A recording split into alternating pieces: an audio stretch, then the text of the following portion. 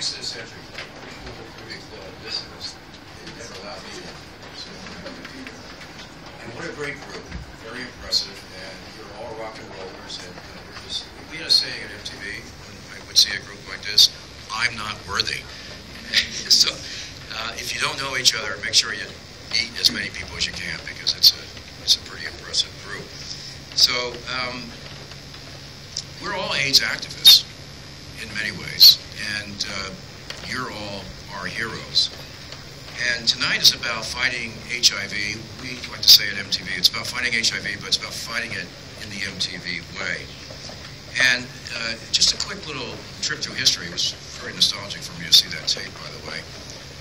I've been doing this for 20 years in many different forms. And when I came to MTV, oh gosh, 25 years ago, a quarter of a century, the idea was to be engaged in something that was meaningful to our audience. And because we had a young audience, naturally it became HIV. And that was really, really in the early days. And I continue, I'm privileged, to chair the Staying Alive Foundation. And when I was at MTV, I thought really the most important thing was to deliver our network to this cause. And sitting side by side with me, by the way, on the board, and I can't see him, but Dr. Peter Piot. Peter, if you're anywhere in the room, please raise your hand. Where are you, Peter? Yeah, He's way in the back. He's so humble. He's from Belgium that way. So Peter was the founding executive director of UNAIDS, which was the aggregate of the AIDS effort in those years, fighting AIDS, and it still exists to this day, of course. And Peter drafted me, and I drafted MTV. And in many ways, Peter's been my mentor, and he's a lot older than me, by the way.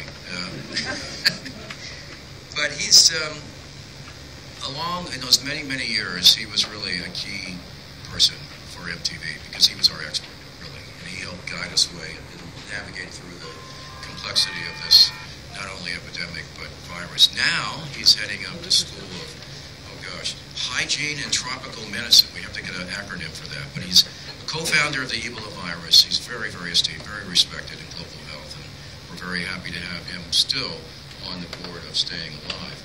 Now, I'm going to start just a little bit of history here. So, we've been part of this effort, as I said, for at least 20 years, fighting HIV.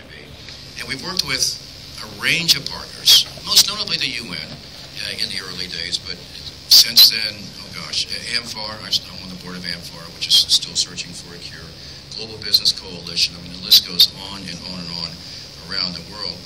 And we've worked very hard during this time to make MTV an integral part of fighting the epidemic. And the idea, again, was to deliver a young audience. So we like to use numbers at MTV, even though I'm no longer there. We have distribution in 200 countries to a potential audience of 2 billion people. And because of that vertical connection, it was like, yeah, this was not a choice. We had to be engaged in this fight. But it was also with this motivation that we founded the Staying Alive Foundation. So let me just explain the difference. This foundation was started 10 years ago. And we knew we had the global network signed up with programming to our global mass audiences. But we really wanted to also come down to the grassroots level. And that's why we started the foundation. So what does the foundation do? The foundation gives grants to fighting the epidemic at the grassroots level. And it works very, very well as a complement. So we have this largest audience in the world, and then we have these incredible grantees fighting at the grassroots level. So in a momentary, random moment of genius, we put George Arnold in charge. And unfortunately, George, many of you know George, of course, she's not here. She's having surgery today on a knee. That's why she couldn't be here. It took surgery of a knee to prevent her from being here. So she's in charge. She runs the foundation. And then she did an amazingly smart thing, because she hired a terrific group of people to work with her. And I'm, because we like shout-outs at MTV, very lean team. It's very lean. It's very small. Sarah Piot, who coincidentally has the same name as her father, right there, is raising her hand. Shay, are you here? He's raising his hand. Chloe, I know Chloe's here. There's Chloe. David, you introduced me. You have to be here. Mario, y'all. It's a very, very small team that works very, very hard. If you haven't met them, please take time and introduce yourself. They, with you, are fighting this epidemic at every hour of their lives, and they are fighting it, as we like to say, in the MTV way. So, now I know you've read recently about a lot of developments, and yes, the HIV landscape is changing, no question. And it looks like, wow, you know, antiretrovirals, we know, have revolutionized treatment. But what we are seeing now more recently is that treatment is maybe revolutionizing prevention. And the headline just a couple weeks ago was that early, really immediate treatment may have an effect to provide a functional cure. Those words are actually being used for the first time. Cure, or at least functional cure. So there's talk now of an HIV-free generation, more so than, I don't know, in recent memory, and there is cautious optimism. And while the prevalence of HIV is still rising in some regions around the world, the overall rate is going down. So there is some room for optimism and encouragement. The number of new infections is down by about 20% from its peak in 2005. That's the good news. But the new rate of new infections is still 2.5 million every single year. But the progress is something to feel good about. And it's really down to an extraordinary effort of many people, including yourselves. So I look on it as a marathon. You know, we're running this marathon, and, you know, maybe we're 2/3 through, but now maybe we can see the finish line. I like Winston Churchill, so I quote, you know, it's not quite the beginning of the end, but we're certainly past the end of the beginning. And here's the number one point, though. While we have all the encouragement, we have to be very careful of complacency, because the progress is really a double-edged sword. Why is it a double-edged sword? Well, because complacency sometimes seeps in while even the efforts are paying off. So we have a real danger of a false security and complacency. And that makes us not want to let up, even more determined to keep going, because complacency means lives. So we think now is the time to really put the pedal to the metal, and or the foot to the metal, and double our efforts, especially for those who are at high risk. And, you know, this can be regionally, geographically, but it's certainly demographic. Young people still make up nearly 1/2 of the new infections every year. 16 to 24, which coincidentally is similar to the MTV audience. We need to protect our young people. Now, we have more tools than ever to fight the epidemic, which is, again, very encouraging.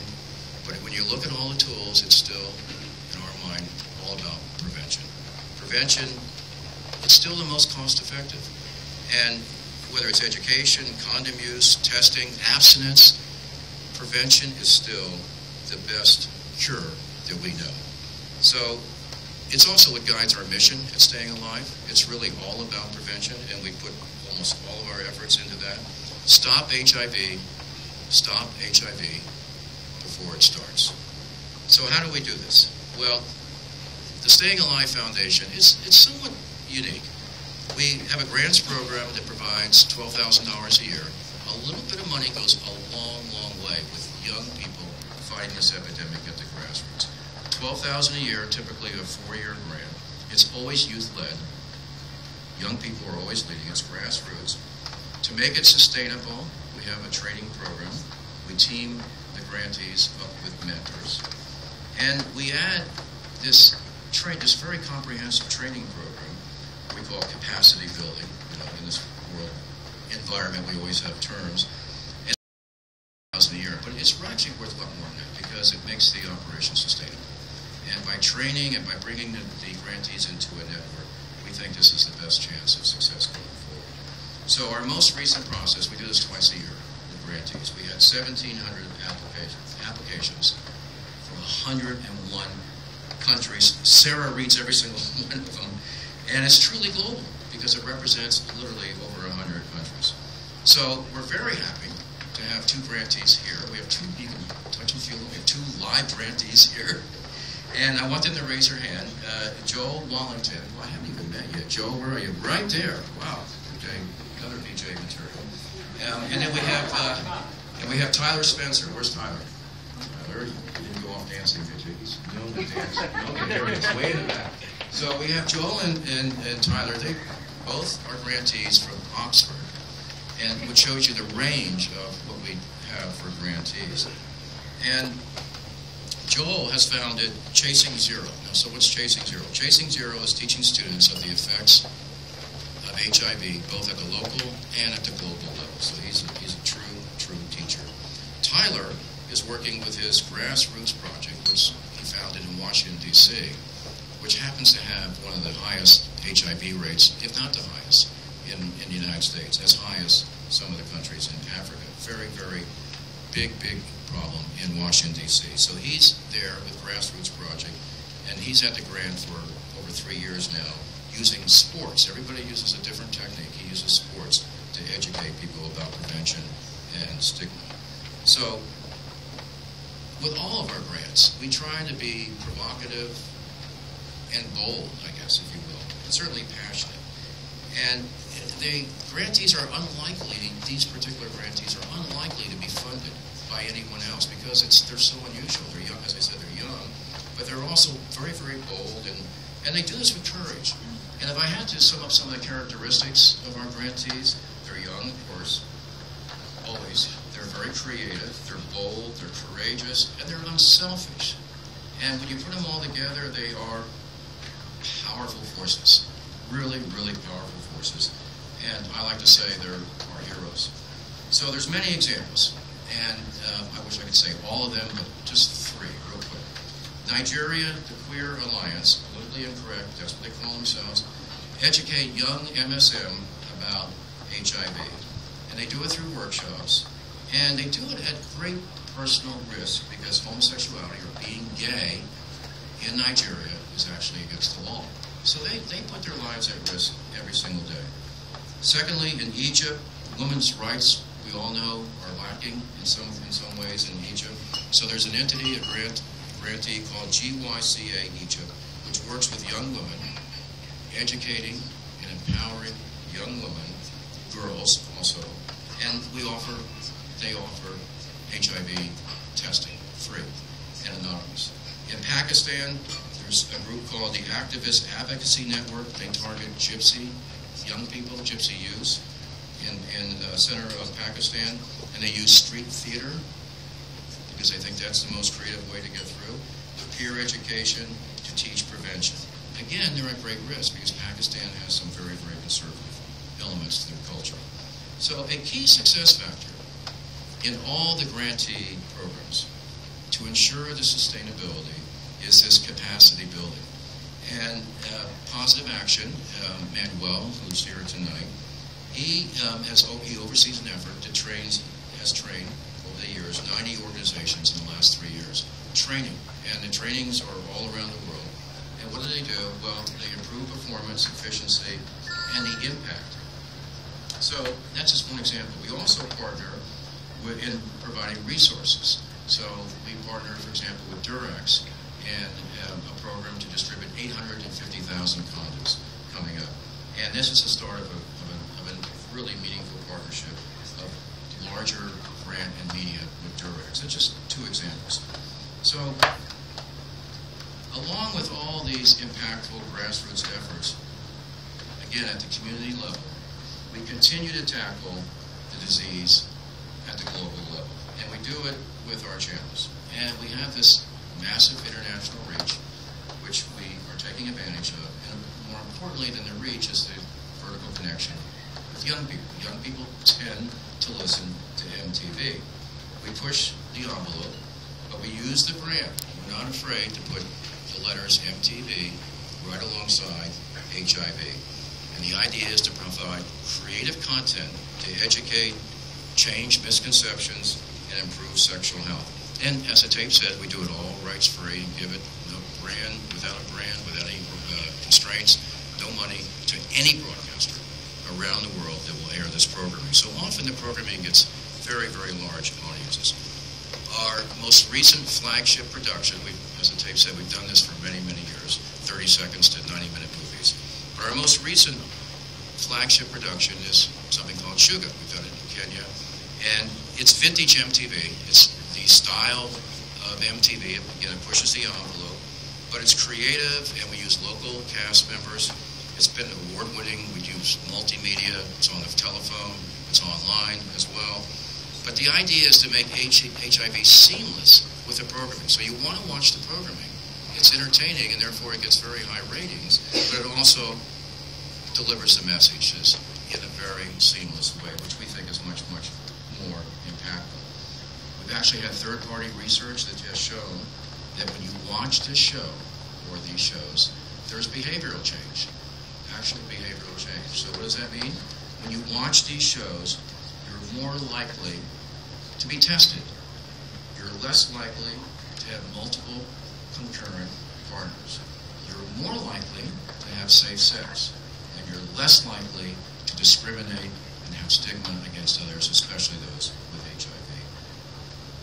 Now, with the Bill and Melinda Gates Foundation, and Miguel I just met, where are you, Miguel? Please raise your hand because you're worthy of recognition. We've had a great part. There he is over there.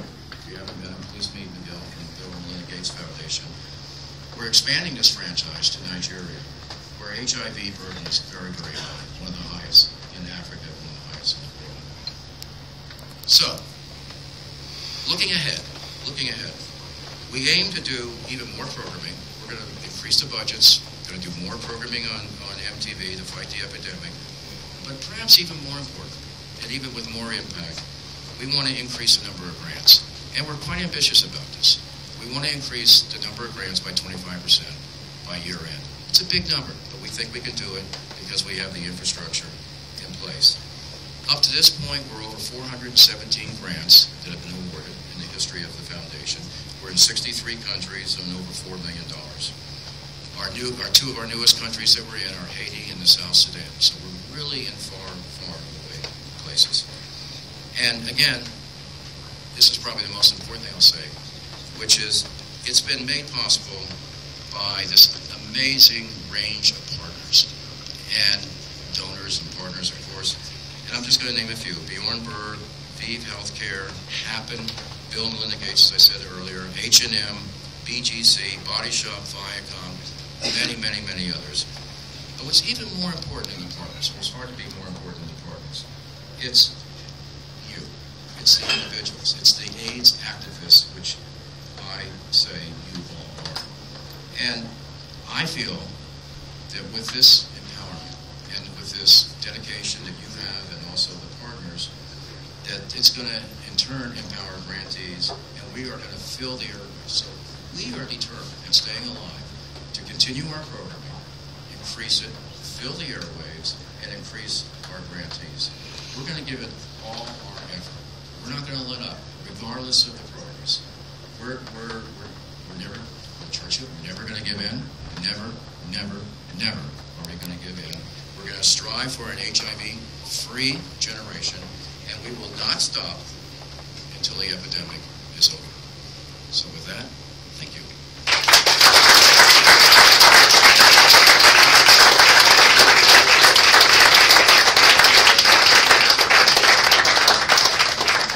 Okay, well, thank you very much for that, and thank you everybody for coming. We've got a couple more minutes left with some more glasses of wine. So, feel free to ask any of the MTV State Foundation team any questions you might have, and thank you again for coming.